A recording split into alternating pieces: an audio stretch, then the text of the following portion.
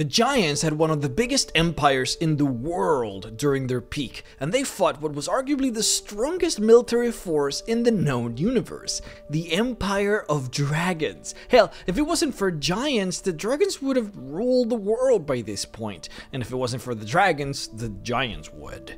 Whatever happened to this great glorious kingdom of giants, and how come it is nowhere to be seen now?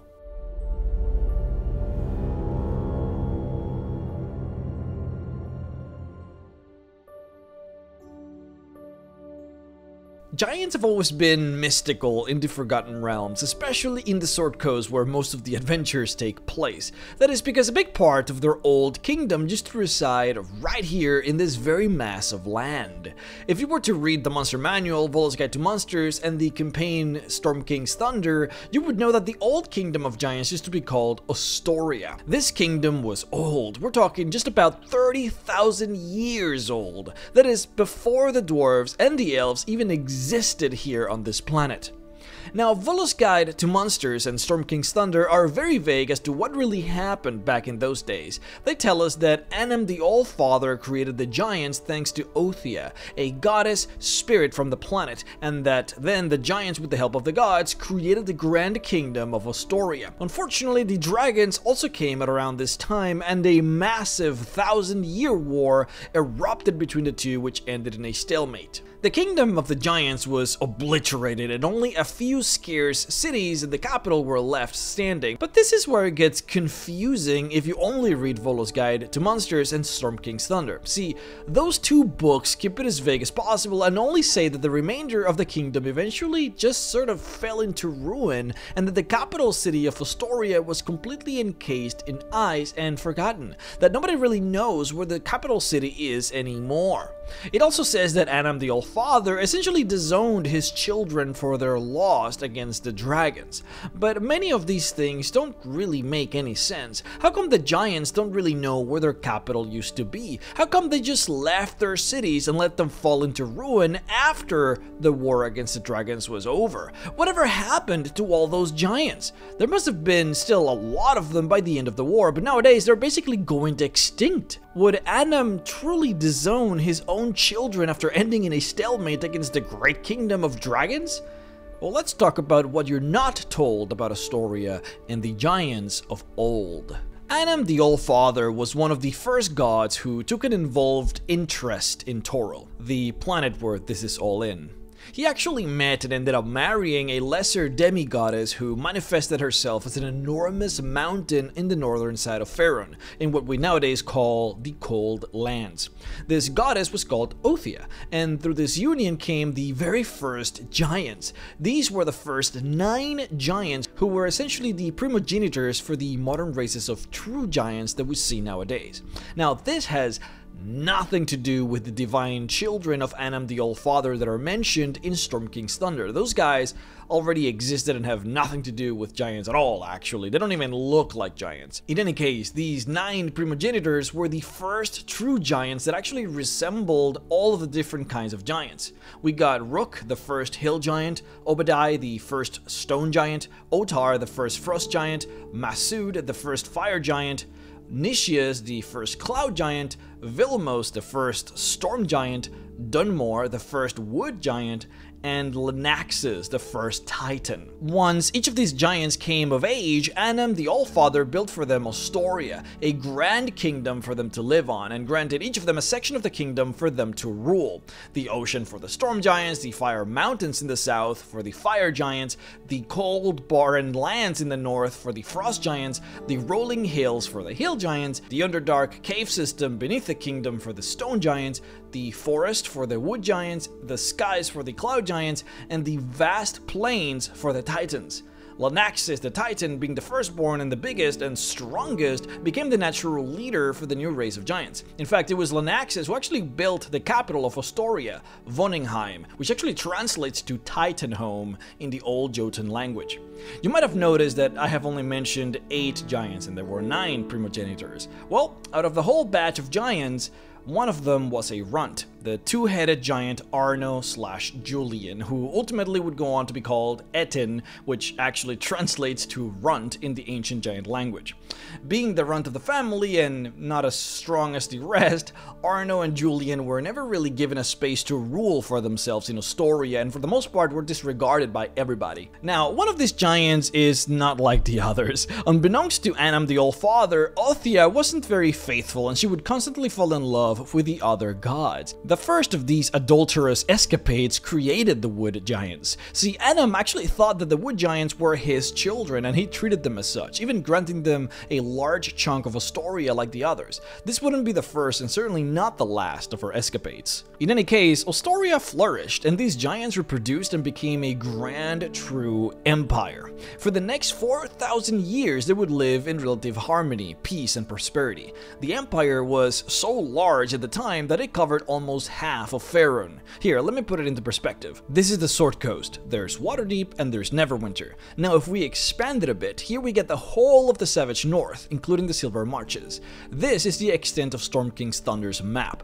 Now we will expand it greatly. Now this is Faerun, what is essentially a single continent on the planet of Toril.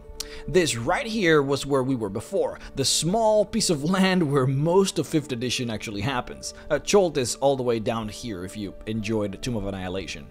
Now, the Kingdom of Ostoria at its height was this big. It basically was half of Faerun, covering as far north as you could go and as far south as the Vilhon Reach. Everything else at the time was basically dragon territory as far as the giants were concerned. But then the 1,000-year war happened, the war between the giants and the dragons. Not much to say about it though, because we don't really have much about it. All we know is that there were no front lines, no safe places, the entirety of Faerun was basically open warfare, and no place was free from the war. We know that it started with some rough skirmishes here and there for territory, but then it escalated into a sort of world war. At the end of the 1,000-year war, both sides were completely destroyed. Ancient Dwarvish records dictate that the dragons sued for peace as they were preparing for a massive civil war between the Metallics and the Chromatics. But the ancient giant ballads say something else. They say that to end the war, Annam the Allfather and Garrix the Dragon God decided to, instead of prolonging the war, that they would have a contest to decide it all. Both of them played a match of War-Re, a tabletop game said to have been created by the gods, and whoever would win this game would win the war. The match ended up in a stalemate, and as such, the war simply ended, with both sides simply just stopping their attacks. The Kingdom of Ostoria was in ruins, and like I mentioned before, only a few cities were left, including the capital, Voningheim. Now, believe it or not, this is actually where it gets crazy. See, Annam wouldn't disown his children at the end of the war. I mean, why would he? He literally just saved his children by having the context with Garrix.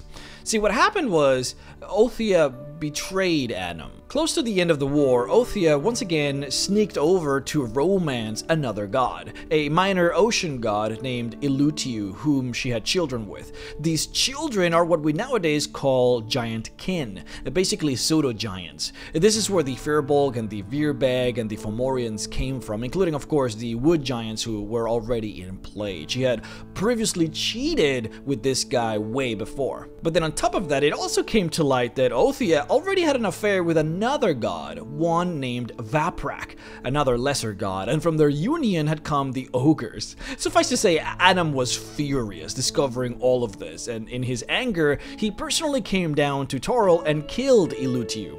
Elutiu, however, had a magical pendant in its neck that could not be controlled upon its death, and it started freezing everywhere around where the lesser demigod of the ocean had died. This magic became stronger and stronger, and without Elutiu to control it, it slowly started freezing everything around it for miles until it became dozens of miles, and then until it became hundreds of miles. This is where the Sea of Moving Ice actually came from, and where the Endless Ice Sea came from. See, north of the Spine of the World, it was actually pretty good, solid, normal land. In fact, a big chunk of the Kingdom of Ostoria was actually all around that area north of the Spine. But the ice started to slowly take over the land, destroying everything in its path, until it became this. Now, back to the story. After just killing Illutiu, Anam the All-Father was adamant that he wanted to create another giant son. A son who would be blessed by Anam and would unite all of its brothers and usher in a new age for Astoria. A son who would rebuild the Empire.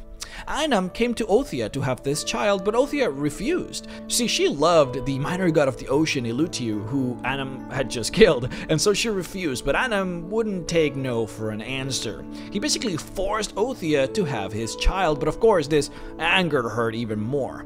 She gave Anam an ultimatum, saying that she would give birth to this baby giant before it was fully developed and would let the ogres destroy the baby limb from limb unless Anam were to leave Toril and not come back. She said that he could come back only after this new baby of his would rebuild Astoria and call his name, but until then he could not return, and this Anam the All-Father accepted. Now at this point, the eyes from Illutiu was expanding, and the way it was going, it was going to completely destroy the remainder of Astoria, including the capital, Voningheim. Lenaxus, the first Titan, called upon all of his brothers and many of the giants that were left from the kingdom into the capital to devise a plan in order to stop the eyes, for they had discovered that it was the amulet of the dead god that was creating the eyes. But Othia forbade them from stopping the eyes. She figured this was Illutia's rightful vengeance and that Astoria should be destroyed. Because of this, Lenaxus changed his plans and devised a plot to poison Othia and kill her, but the plan backfired. Instead of just killing Othia, the Titan Lenaxus ended up killing all of his brothers as well, except Arno and Julian, the first Etten, and Dunmore, the first Wood Giant. So essentially, everyone in the capital was essentially murdered on accident by Lenaxus, and Othia was killed as well, but not before cursing Lenaxus. On her deathbed, she cursed the Titan by saying that should Lenaxus leave her shadow, he would lose his immortality. This essentially forced Lenaxus and the rest of the Titans to leave Toril, and instead go to the heavens of Arborea and never return, because if he were to return, he would then lose his immortality. Keep in mind that all of these firstborn giants were completely immortal, and their sons would live for thousands of years. Every single time there is a new generation of giants, those giants live less and less as the blood of Anam gets diluted. In any case, the capital city of Voningheim was deserted since everyone got poisoned and the Titans were forced to leave. And with nobody to stop the encroaching endless eyes from swallowing the city was overtaken by it and buried under layers and layers of ice. This was also the case for the rest of the kingdom of Astoria. With no one to stop the ice, it eventually consumed the entirety of the remaining kingdom. Nowadays, it is said that all we have left in Faerun are about 500 giants of each kind, so about 500 hill giants, 500 storm giants, etc, etc. From one of the biggest kingdoms in the world to almost going extinct, and those who did survive were the ones that were completely isolated at the time. Now you might be asking, so what ended up happening with the last son of Anam the All-Father, the one he forced into Othia at the end? Well, eventually he actually ended up coming out, though he came out a runt. He was only 12 feet tall, whereas the standard giant can go as big as 25 feet tall. Because of his really short size, the other giants didn't really believe him to be the savior that was promised, and they rejected him. His name was Heartkiller, and he went from tribe to tribe, town to town, trying to gather the support of his giant brethren, but they all turned him down because of his size. Instead, he ended up gathering the support of the pseudo-giants, and with their help, he attempted to rebuild Astoria, but this time, instead of it belonging to true giants, it would belong to giant kin. This didn't really work out, as the true giants fought him. Heartkiller ended up fighting the king of storm giants in a battle that lasted 100 years, and in the end, both killed each other. It was here, at this precise time, that Anam decided to disown his children. He had gone out of his way not just to save them, but to create for them a glorious king, who would lead them to victory and rebuild Grand Astoria. And what did they do? They rejected him and killed him. This was the last straw. Upon the death of Heartkiller, a shadowy spirit appeared to every single giant in the vicinity of the Vale where Heartkiller was killed. The spirit told every single giant in there that they had done fucked up, and that from this moment forward, their punishment for rejecting the will of Annam was that they would have to suffer the kingdom of the humans and the elves. But it also told them that the punishment would not last forever, that one day a young king born of Heartkiller's bloodline would resurface, and that he would establish Ostoria. So there you have it. The reality of this entire story is that Annam, the Allfather, technically hasn't disowned his children, but instead is complying with the promise he made Othia, where he is essentially barred from interacting in any way with Toril until the moment his new son is born, creates a new Ostoria, and calls his name. A process that, of course, would last for tens of thousands of years since, well, that son hasn't showed up yet, and it has been close to 10,000 years since all that happened. And until then, the giants will suffer the consequences of their actions.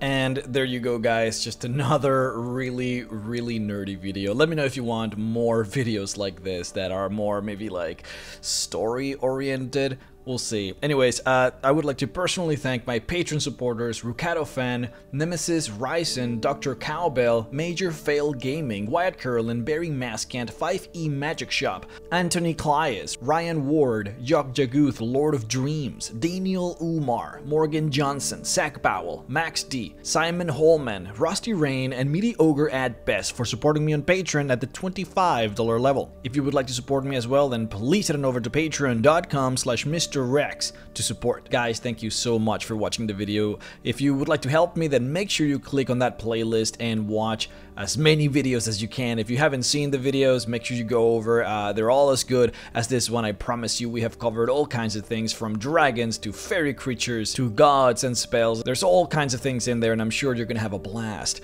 Make sure to go down into the comment section and tell me what you think of the video, and follow me on Twitter. The link is in the description below. Once again, guys, thank you so much, and I'll see you all next time.